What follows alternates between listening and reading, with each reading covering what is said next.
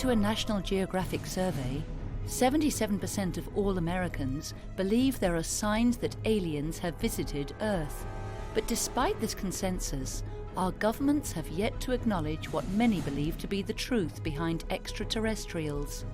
Is disclosure just around the corner, as some believe, or has the UFO phenomenon always been a fabrication of the human mind?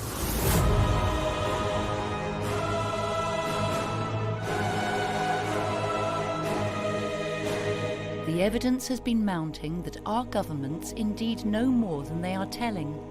In recent years, a growing number of credible scientists and investigative researchers have been lobbying for the truth to be told. One of these advocates is Stanton Friedman, a top nuclear physicist who has worked for GM, GE, Westinghouse, Aerojet General Nucleonics, and McDonnell Douglas Aircraft. Friedman has published more than 90 UFO papers and has appeared in countless documentaries and hundreds of radio and TV programs, including Larry King. And what it really would take would be a Woodward and Bernstein, who blew the lid off the political Watergate to blow the lid off the cosmic Watergate. The data's there. Quote General Bollinger, show the NSA and CIA documents. You can't deny their reality. Jim Mars is the author of Alien Agenda, the top-selling non-fiction UFO book in the world. Mars began teaching a course on UFOs at the University of Texas at Arlington in 2000 and has since appeared on ABC, NBC, CBS, CNN, C-SPAN, as well as the Discovery, Learning and History channels. Today, all you have to do is Google UFOs and look at the images, and you can't take a picture of an hallucination or a psychosis. So they're real. So the question now is, what is the alien agenda? Stephen Bassett has been fiercely advocating the end of the 68-year government-imposed truth embargo regarding the ET presence. An executive of Paradigm Research Group, Bassett is the executive producer of the X Conference, the Citizen Hearing on Disclosure, and the Congressional Hearing Initiative. We're facing the potential for a massive renaissance in science, in political reform, and none of that can happen because the governments of the world will not yet even acknowledge the existence of the ETs. Kathleen Marden is known around the world for her work as an alien abduction ET contact researcher, author, and lecturer. She is recognized as the world's leading expert on the Betty and Barney Hill abduction case and is the recipient of MUFON's 2012 Ufologist of the Year award. My research and the evidence and the scientific evaluation of that evidence has convinced me that this case is real and that it was being covered up by the government and by a small group of debunkers who wanted to make Betty and Barney look like kooks. Ron James is a prolific filmmaker and writer. He is author of the book Messiah: Awakenings and has won many awards, including the EBE Award for ET-related films 4 times. There are a lot of races throughout the universe, and that there's very, very many of them that are so far advanced beyond us that we probably can't even comprehend their technology or what they're capable of. And how we play into that, we don't know. Patty Greer is one of the most devoted crop circle filmmaker researchers today, having produced 6 documentary films that have received prestigious awards. Greer's data brings metaphysics, ET technologies and science together to offer a clear understanding of this astounding phenomenon. This is the most important story never told, how real this is on the planet, and the fact that all these people being well paid are being paid to not tell the truth. That's old paradigm. And all the money now is behind making sure that this information doesn't get out. I'm not expecting there will be full disclosure. There are plenty of reasons for the government not to disclose what they have learned. Because if they've learned any technological stuff, why should the U.S. put it on the table if the Russians and Chinese don't put on the table what they have learned? If you're waiting on a government official to hold a big press conference and say, okay, here's the truth about UFOs, you're going to be waiting a long time, okay? Because any government official that would admit to that is then admitting that they've lied to us for 70 or 80 years. We need to tell the world's people the truth. That's disclosure. Now, once that's happened, I anticipate a year or two of intense engagement of the issue by everyone. And after about a year or two, I think the planet will be collectively ready, not for disclosure, but rather for open contact. I have a feeling open contact will follow. We this year, we Earthlings, will spend $1 trillion on things military. $1 trillion. Well, thousands of children die every single day of preventable disease or starvation. Nationalism is the only game in town. There's just too much to lose, too much water under the bridge. I'm very involved in the disclosure process politically, and I do believe that it serves a very, very important purpose. And that purpose is to keep the pressure on. If you're doing this work with clarity, you're going to bring a lot of truth to the public. The races of grays, and this is what I specialize in, are telling individuals that there is not going to be disclosure by them immediately.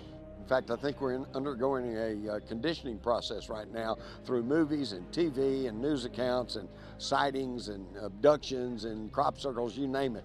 It's all around us, and more people are beginning to understand that this is a serious issue. There is a program in the works so that we will be able to communicate with them and they'll be able to communicate with us. I believe that there's kind of a plan to this, that it's been done before, and they have been helping to drive the process, that they want self-disclosure.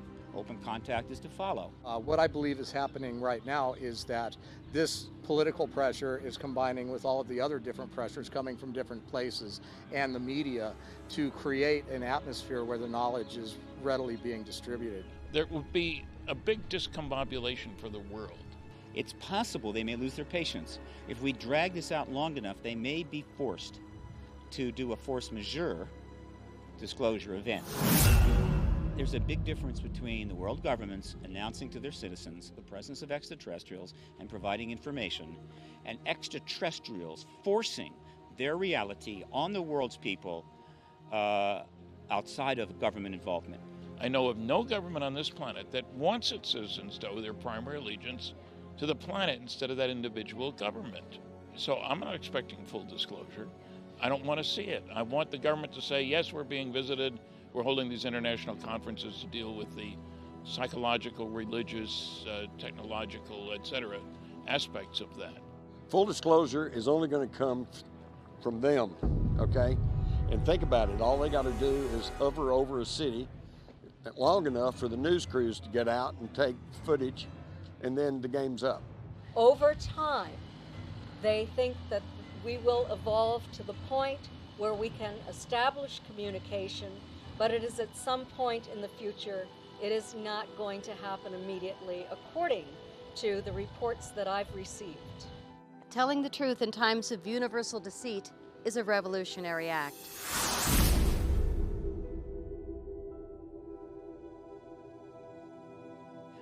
Look, the situation as we know it is this.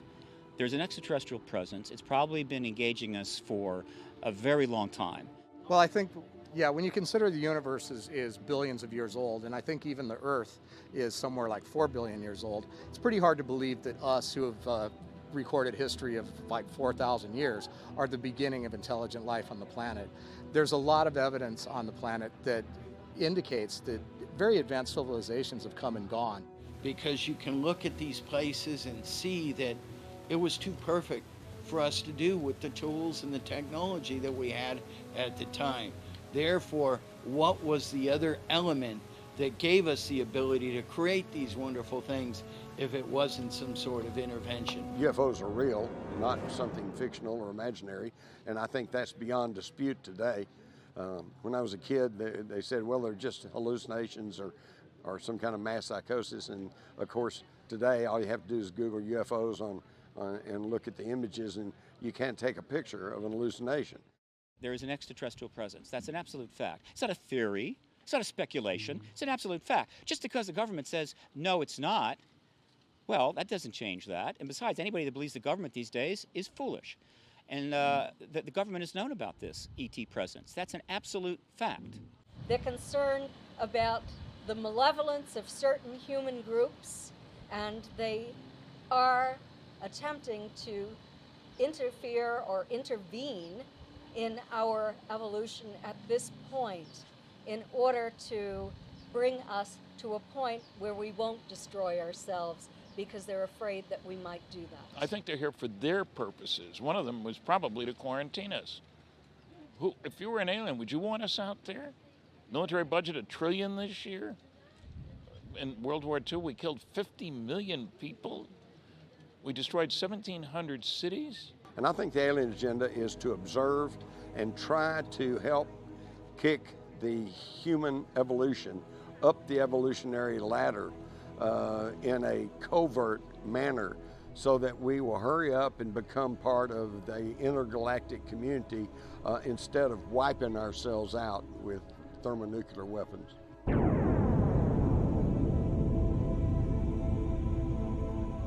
Andromedans are one of 139 planetary systems that comprise the Interstellar Alliance. We are and have always been the watchdogs of the universe for nearly 2 million years. On the other hand, let's not act as if we're their equals. I don't talk to the squirrels in my backyard. I might say scat once in a while, you know. So we're not equals. People say, why don't they land on the White House lawn? The President of the United States does not speak for 7 billion Earthlings. That's pretty darn clear. The universe is at least 13 to 14 billion years old. We have a young star. There were stars like ours and planets like ours billions of years before our star existed. So if life can develop on Goldilocks planets, which it does, there has been life in this universe going back billions of years before we existed. And so the idea that extraterrestrial civilizations have been engaging other planets and exploring the galaxy makes total sense. And so we very well have had extraterrestrial engagement going back as far as you want to go, even before this planet had a biosphere, maybe. I think that they don't want us to kill ourselves, because if we do, we're going to destroy this beautiful planet as well. They use this planet too. We have exploded 2,000 nuclear warheads on this planet, only 2 on people, thank goodness. We're not nice guys. There seems to be a lot of circumstantial evidence that they have been here for thousands of years, but they seem to have stepped up their program. I don't know if they've done this in our past history, but they seem to have stepped up their program after we exploded atomic bombs. And they do say that they are very, very concerned about our behavior. We have joined the community of planets that have learned that the major source of energy in the universe is nuclear fusion. All the stars produce their energy that way. That's new information. We didn't know that 100 years ago. That means also that you could use fusion to go out there. So I think aliens have every reason to be concerned about the idiots on this planet taking their brand of friendship out there. That's hostility by everybody else's definition. So I don't expect them to treat us like, we're good guys, can we sit down and talk? I don't think so. There's no question that the truth about flying saucers has been covered up. If you look at 156 NSA Umbra UFO documents, you can read 1 sentence per page. That's a cover-up. I've got a bunch of CIA top secret Umbra UFO documents. They're all blacked out except for a couple words per page. That's a cover-up. It's no longer about UFOs and hasn't been for a long time. It's an acronym. It's a anachronistic non sequitur. It's a government-sponsored propaganda acronym, and it doesn't apply at all. It's about extraterrestrials, extraterrestrial craft, and extraterrestrial engagement. I'm not sure our government is in a position to negotiate policy with any of these species. I'm pretty sure that if there's been some sort of interaction, it hasn't been a negotiation. It's been a more like, this is how it is, and you're just going to have to deal with it. We have the facts that were enunciated by Air Force General Carol Bolender, who was asked what should we do about Project Blue Book after the University of Colorado recommended it be closed, ostensibly the only UFO group that the government was mixed up with. And in a memo he wrote, which resulted in the closure of Project Blue Book, He said reports of UFOs which could affect national security are not part of the Blue Book system, which is an incredible statement. 2 paragraphs later, he said, if we close Blue Book, the public won't have a place to report UFO sightings. However, as previously noted, reports which could affect national security will continue to be investigated using the procedures designed for that purpose. I located General Bowler. This is 10 years after he wrote the memo. That's when I first found out about it. Talked to him, suggested, it sounds like you're talking about 2 separate communication channels. The important ones, the government-related ones, and I just had a case, I said, like a saucer going down the runway at a SAC base where nuclear weapons are stored. By definition, that's a national security problem. Or routine, if my wife and I go out at the end of the driveway and see a saucer fly over, no big deal.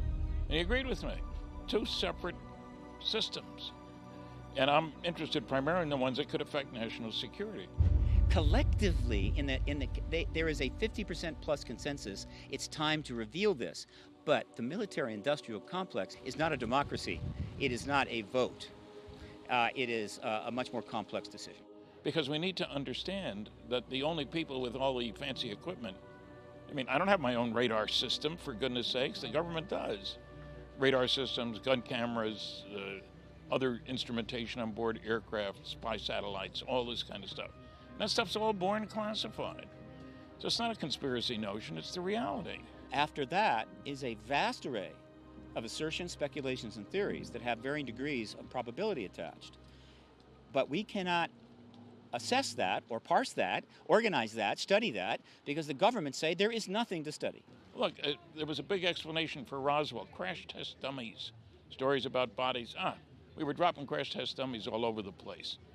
There are 2 major problems with that. None of them were dropped until 6 years after Roswell, and they were the same size and weight as pilots. By definition, they were checking on ejection seats. They were 6 feet tall, 175 pounds, made out of wood, and in Air Force gear, clothing, because that affected the drag and heating as you dropped them out of an airplane at a high speed, at a high altitude. So they got away with it. It was good enough for the New York Times. They bought it. The real problem is the failure of the press to do its job. It's a cosmic Watergate, and they're acting like it's Alice's Tea Party. And any interstellar race could destroy this planet without really a lot of effort. We are like kindergarten children to them in terms of our ability to, quote, fight. What if there's way more to the picture? What if there is a series of different alien races that all have a different agenda?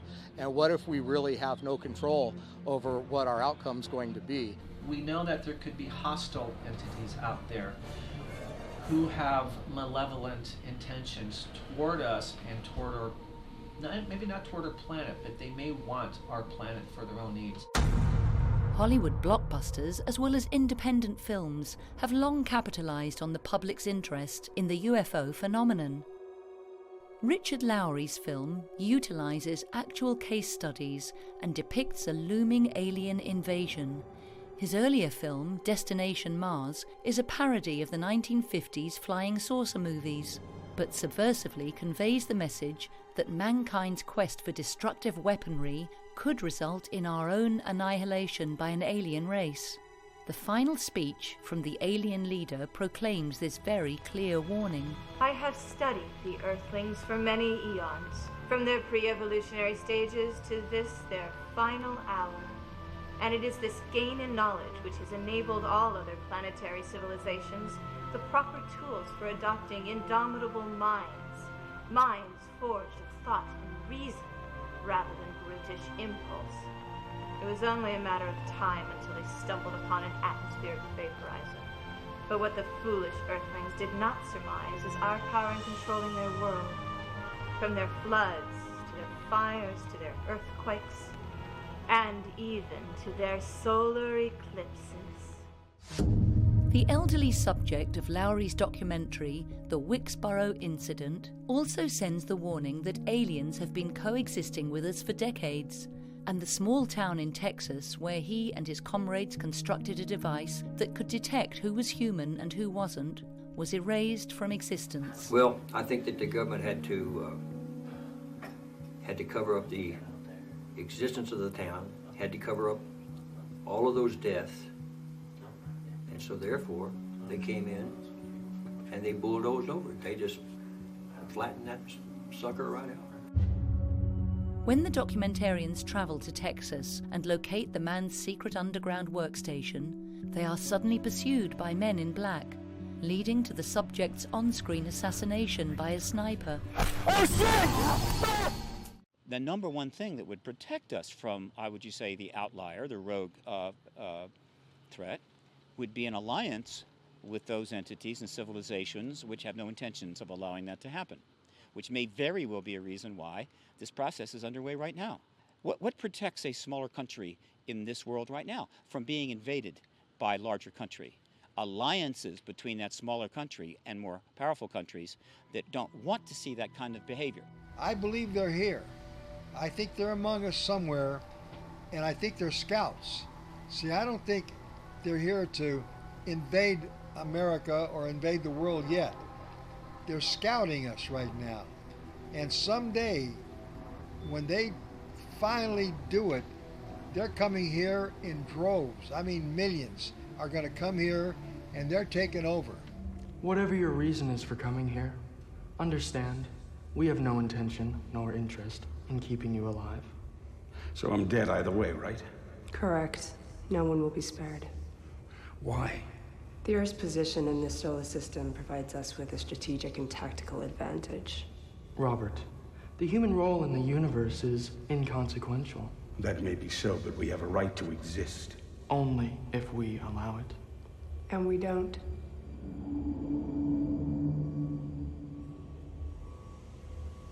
But there is a mythos that says that there's like a reptilian species that's out there that has been instrumental in our genetic engineering, and that their end is not really something that's going to be copacetic with what we'd like to see happen.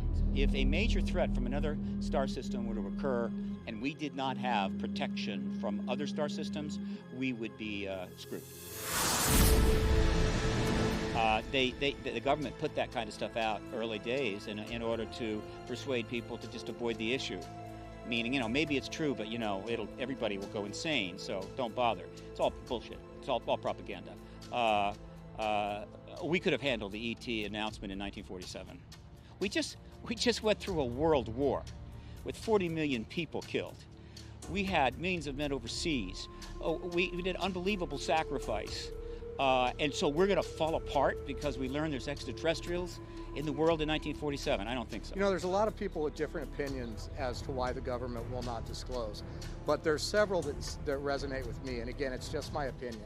And I think that the first one is that even though we say that we're ready as a society, I really don't think we are. See, the truth is not what creates panics. It's lies and falsity that creates panics. And so that is another red herring that was used to justify in the minds of people staying out of this issue. When Orson Welles aired his War of the Worlds radio show, it sparked such chaos and fear in the public. It's been theorized that that's one reason why the government said we better not reveal this information, because it could cause a widespread panic and it could cause an entire meltdown. We could hold a radio show that was a scripted show and put out a statement that, no, this is just a script, right? But unfortunately, we didn't do it enough, and not a lot of people heard it. And it was about a major virus outbreak in California, and hundreds of thousands of people were coming down sick, and we generate a mass panic. Does that mean that the American people can't deal with the concept of an endemic or pandemic flu? No. That was a radio show that ended up being people thought was true when it wasn't. In other words, it wasn't the truth, it was false. I don't think anybody would panic, believe it or not. I think they panicked back in the day, but we're sort of gotten used to the UFO syndrome, if you will. And if they landed on this planet today, we might try to be friends with them. You know what I mean? And I think that's probably what would happen. I don't think anybody would panic. The Phoenix Lights, the Stephenville flyover, all of this is conditioning. It's the same thing we did with a Stone Age tribe that we found down in the Amazon basin. Instead of rushing in with clothes and Bibles and, hey, vote for me, they cordoned off the area and kind of quarantined it, not to keep them in, but to keep others out. And then a team of anthropologists slowly allowed themselves to be seen. They were seen on the hillside, and then they were seen across the clearing, and they slowly acclimated these people to the idea that they were there and they weren't and didn't mean any harm, and then eventually they made contact with them. And this is the same type of conditioning process we're undergoing right now. Well, it wasn't completely ignored. It was in the newspapers several months after it happened. Well, what they did was lie. They switched, bait and switch. They changed the time, and they're talking about airplanes, military planes dropping flares. It was in the wrong part of the sky. There were, as you say, a lot of witnesses, and it was at the wrong time. But they got away with it because the press isn't doing its job. And you know something? Religion's been around for thousands and thousands of years. It's very resilient, and I doubt there's anything the extraterrestrials would show us that would significantly reduce the religious observance of this planet. It's time for us to expand our thinking, expand our understanding. There's patents for tunnel digging equipment that were put together years and years and years ago for giant tunnel boring machines capable of just drilling through anything for huge amounts of miles in very short periods of time. And those patents were formed, and then these machines supposedly never made it into production, but we know that they possibly exist. Underground secret bases, otherwise known as DUM, deep underground military bases.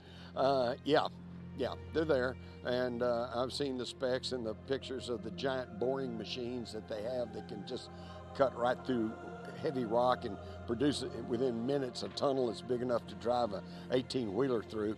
And so, yeah, these bases exist. Now, what exactly they'll be used for, if they'll ever be used, that's another question. Corso was speaking about only one aspect.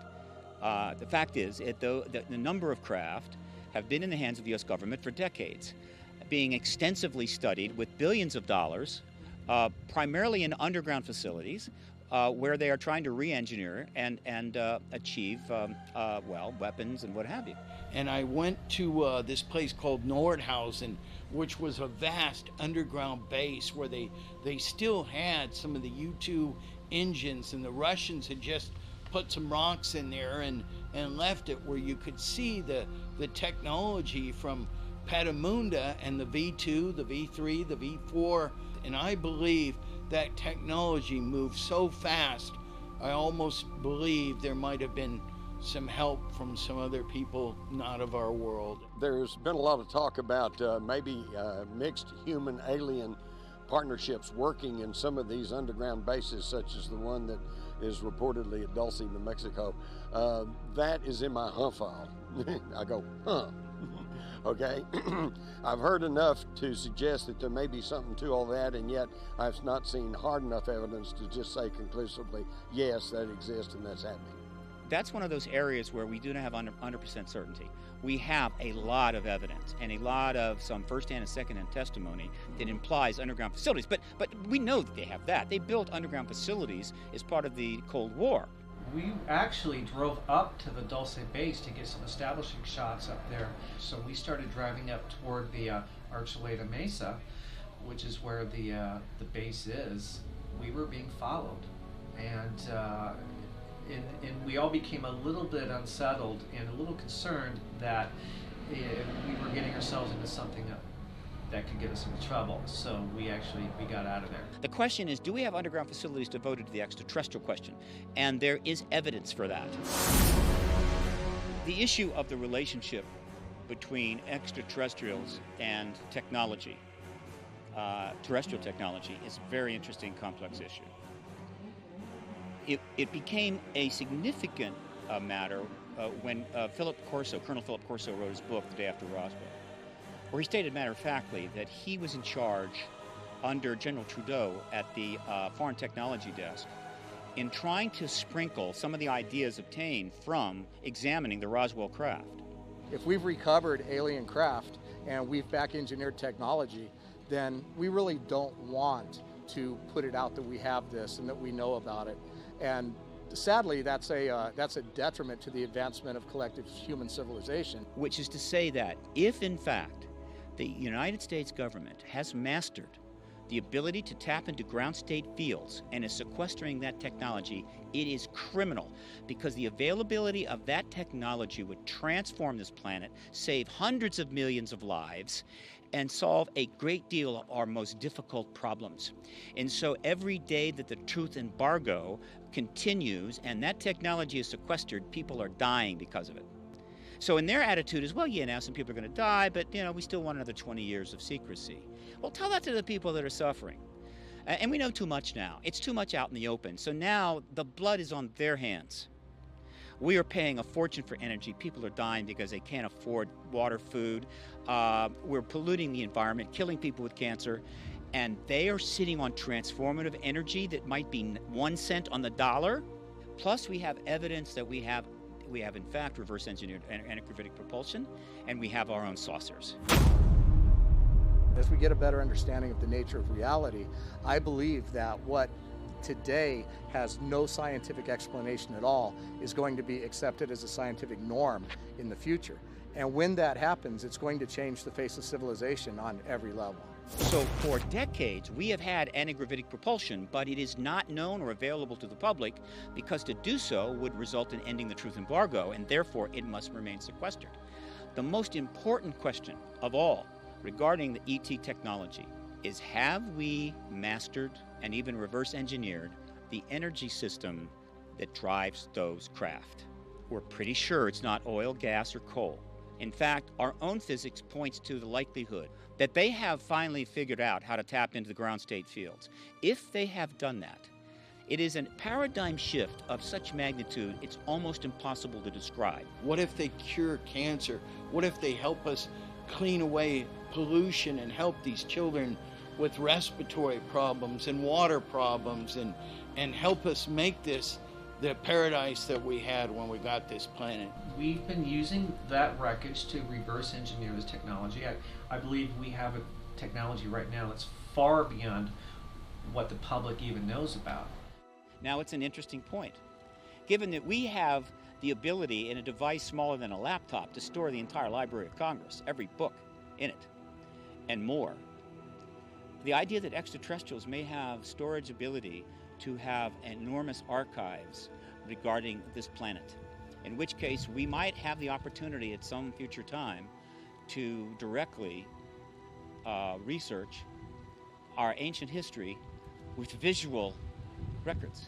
Look at all the historical events that we don't have eyewitness testimony from, whether it's Moses, in the Red Sea or whatever. So there are all kinds of possibilities. I'm Kathleen Martin. Betty and Barney Hill were my aunt and uncle. They are the first Americans whose story went to the public about a UFO abduction that occurred in 1961. Betty and Barney stated that they felt that the ETs wanted to know the difference between their bodies and human bodies. They were very interested in Betty's and Barney's skeletal structure, in their nervous systems. They took skin samples, they examined their hands, their feet, their eyes, their ears, their mouths. We're very different than this particular race of Greys who took Betty and Barney. They also, I am convinced, had an agenda, and that was the hybrid agenda. They took ova from my Aunt Betty when they inserted a needle into her navel and told her it was a type of pregnancy test, and they took sperm from my Uncle Barney. This experience is not only hearsay.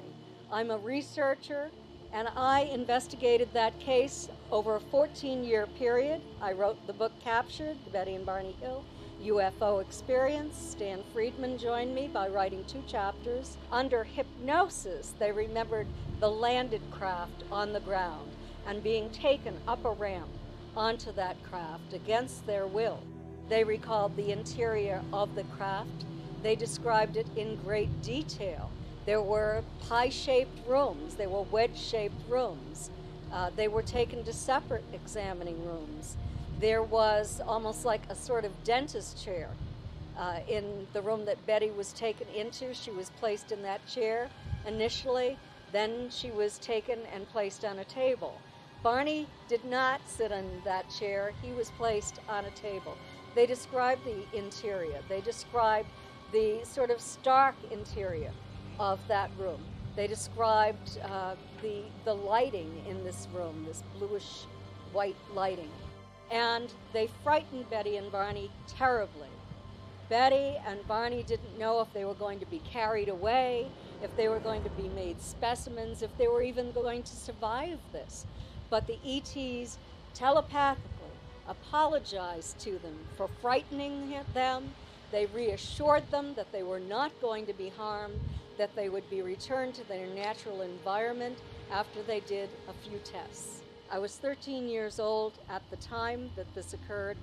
My mother was Betty's younger sister. Betty called my mother first when they arrived home on the morning of September 20th, 1961. I was in the room with my mother. One of Betty's reasons for calling my mother was because we had a neighbor who was a physicist, and Betty was concerned about radiation, and she wanted to know what to do. This physicist, for some unknown reason, told Betty that if she had a compass, she should take it out to the car to see how the needle reacted. Well, the funny thing is, that doesn't measure radiation, it measures a magnetic field. When she went to the car, she noticed for the first time that there were shiny spots. There were concentric circles, they were all the same size. And she held the needle over those spots, and it caused the compass needle to spin and spin. And the dress that Betty was wearing on the day of September 19th had been in perfectly fine shape when she put it on that morning. When she returned home the next morning, there was a tear in the thick zipper fabric. The stitching was torn by the zipper as well. Betty Hill's drawing of the infamous star map drew critical response from astronomers and researchers, including Carl Sagan. However, years later, the drawing was proven to be an accurate representation of the Zeta Reticulum system. This alone eliminated the chance of a hoax. They were credible individuals. Betty was a social worker for the state of New Hampshire. Barney worked for the post office. But he was also, in 1965, given a position on the U.S. Civil Rights Commission in the New Hampshire State Advisory Committee. They were credible people. They were social rights, civil rights activists. They absolutely had nothing to gain. They had everything to lose when this story went public as the result of a violation of confidentiality in 1965. I'm Patty Greer. I'm a crop circle researcher and filmmaker, and I have been in more than 100 crop circles in the last 10 years. I have a communication with the circle makers that happens usually at 3 in the morning.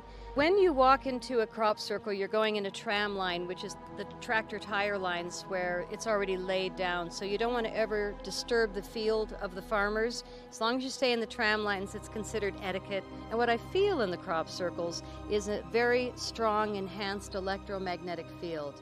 And almost everybody can feel it unless you're completely insensitive or not willing. The interesting thing is that as you're walking in the tram line, about 10 feet, 20 feet before you get there, the hair stands up on your arm, so you know you're close.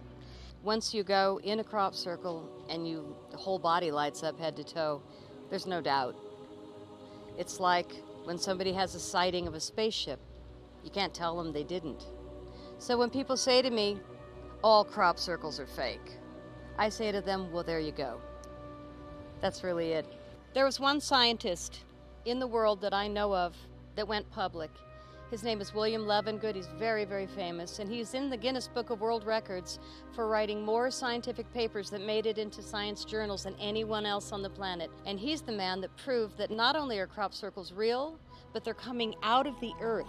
And what Levengood discovered is that it is plasma balls of light that are laying the crop circles down in seconds.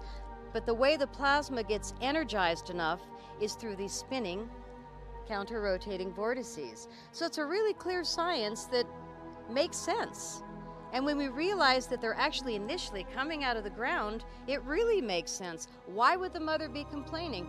Well, gosh, we're fracking her, we're draining her blood, And then we're fracking her some more. And we're dumping stuff. And we're poisoning everything. And so she's been shooting up these messages for 200 years that we know of. And humanity's just gotten worse and worse. And a lot of the most important messages are put in binary code. They'll put it in a code that they know can be deciphered by a mathematician or a computer. And some of the most important binary codes have really referred to times in history, such as the alien face and the disc. I'll just point out that this was the year after 9/11 happened. And the message was, beware the bearers of false gifts and their broken promises. Much pain, but still time. Believe there is good out there. We oppose deception. Conduit closing.